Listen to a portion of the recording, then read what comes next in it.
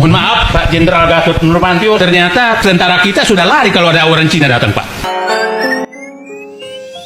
Joko Widodo 10 tahun terakhir, akumulasi dari sekian lama, tapi Joko Widodo betul-betul sudah menyerahkan kedaulatan Indonesia kepada oligarki dan asing. Ada 5 kedaulatan yang sudah diserahkan oleh Joko Widodo. Satu adalah kedaulatan politik, itu sudah diserahkan kepada oligarki. Faktanya tidak ada partai politik pun bicara di saat rakyat menderita. Dan puncak penderitaan adalah banjir di Sumatera, tidak ada partai politik bicara. Karena yang merusak Sumatera adalah oligarki, temannya partai politik. Iya ya, nggak ada yang bicara ya partai politik ya. Oke, kedaulatan yang kedua adalah kedaulatan hukum. Ini juga sudah diserahkan. Coba kita bayangkan bagaimana keberanian namanya Kapolri menerbitkan Perpol nomor 10. Karena itu permintaan oligarki, maka dia berani melakukan apapun. Dan hampir tiap hari saya menghadiri namanya pengadilan, itu pengadilan pesanan oligarki untuk memenjarakan rakyat. Itu di mana-mana seluruh Indonesia. Yang ketiga adalah kedaulatan ekonomi. Kalau ini clear sekali, kedaulatan ekonomi bisa mempraktekkan data dan pertumbuhan seakan-akan hanya dia yang punya hak. Kedaulatan ekonomi dan hukum itu bercampur aduk. Kita contohlah Sumatera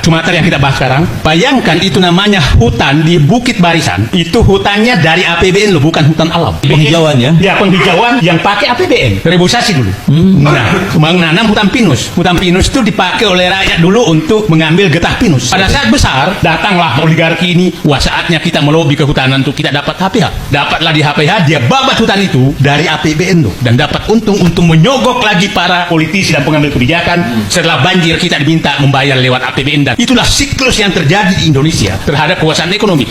Nah, sekarang kedaulatan sumber daya alam. Kedaulatan sumber daya alam betul-betul sudah habis. Karena paling terakhir adalah Joko Widodo mengobral betul-betul sumber daya alam kepada asing dan membebaskan semua kewajiban kepada negara. Morally, fakta paling nyata di wilayah tersebut ada aneka tambang, ada Vale yang beroperasi dengan nikel juga, tapi datang Cina yang di backup oleh bintang-bintang dari pasukan khusus. Nah, coba bayangkan dia dibebaskan dari pajak, dari cukai, dari segala-galanya, tenaga kerja asing, banknya mereka, sementara BUMN diwajibkan untuk melakukan itu. Jadi, kalau Pak Joko Widodo dulu mengeritik terus Freeport, Anda membuat lebih parah dari Freeport. Jadi saya cukup sedih. Mohon maaf, Pak Jenderal Gatot Nurmantio, saya udah mulai takut di Indonesia ini, karena ternyata tentara kita sudah lari kalau ada orang Cina datang, Pak. Jadi, bayangkan di Ketapang, saya nggak kebayang di Morowali, di Wadabai, di wilayah lain.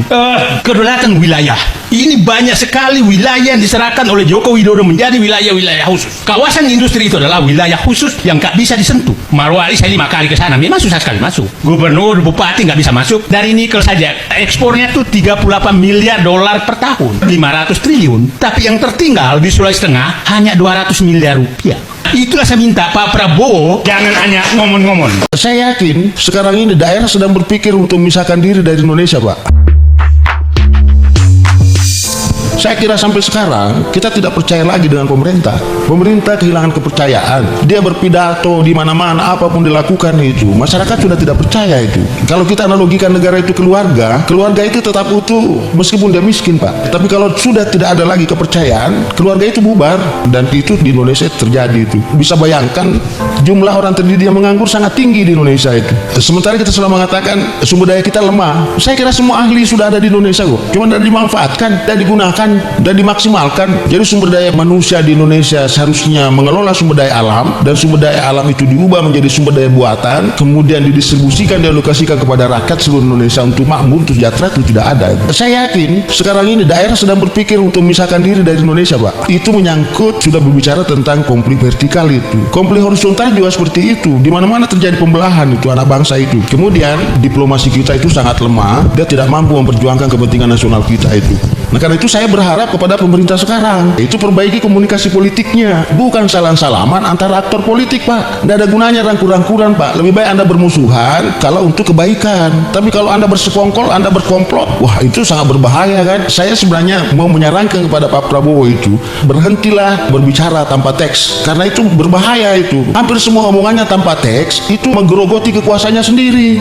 Dan pejabat kita itu semuanya seenaknya membuat pernyataan menyakiti hati rakyat itu. Nah di Indonesia banyak pejabat yang mengatakan, ya kalau kamu tidak ini, Anda pergi aja ke luar negeri itu. Kan gila ini pejabat-pejabat seperti ini. Terlalu banyak kasus di Indonesia menghina itu kan. Ini kan pejabat kurang ajar ini. Dan itu semua menimbulkan ketidakpuasan politik. Itu bentuk komunikasi politik yang buruk itu. Masyarakat mengkritik tapi tidak pernah didengar, diabaikan saja. Berikutnya adalah menyangkut masalah koalisi. Indonesia bukan koalisi, Pak. Indonesia selalu saya sebut persekongkolan jahat, kumpul kebo. Karena koalisi dimulai sebelum pemilu. Dan itu koalisi bukan untuk membentuk pemerintahan, tapi untuk memenangkan pemilu. Ini sampai kemudian besok terjadi lagi pemilu yang akan datang, itu lagi. Itu memperpanjang penderitaan kita, Pak. Itu sumber bencana itu, koalisi itu. Hentikan itu. Tidak boleh lagi ada koalisi-koalisi itu. Kenapa? Karena koalisi itu nanti menuntut kompensasi politik. Jadi semua portofolio itu dibagi itu. Kementerian dan lembaga ada semua, sudah dibagi itu, sudah dijata itu kan. Ini kan salah betul ini nasib negara seperti ini nih. Pak Prabowo memecat kabinetnya saja dia ragu-ragu, dia takut. Kenapa? Karena itu ada koalisi tadi. Implikasinya adalah tidak mungkin mengharapkan pengawasan dari DPR, Pak. Karena istana dengan Senayan sudah berkomplot, Pak. Maka Cilangkap, Trunojoyo, Pejaten, itu adalah hasil nanti dia harus ngikut, Pak. Ya mampus negara ini, Pak. Jatuh, Pak.